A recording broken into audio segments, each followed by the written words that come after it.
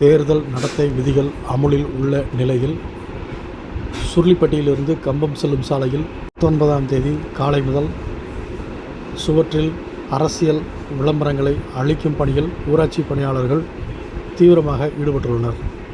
தேர்தல் நடத்தை விதிகள் அமலில் உள்ளதால் அரசியல் சார்ந்த சுவர் விளம்பரங்களை அளிப்பதில் ஊராட்சி நிர்வாக பணியாளர்கள் தீவிரமாக செயல்பட்டு வருகின்றனர்.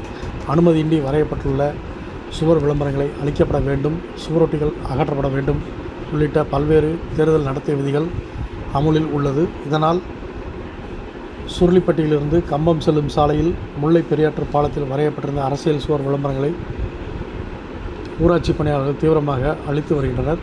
மேலும் சுருளிப்பட்டி ஊராட்சிக்கு உட்பட்ட பகுதியில் முழுவதும் உள்ள சுவரொட்டிகளில் கிழிக்கும் பணியிலும் அரசியல் சார்ந்த விளம்பரங்களை அகற்றும் பணியிலும் தீவிரமாக ஈடுபட்டு வருகின்றனர் என்பது குறிப்பிடத்தக்கது.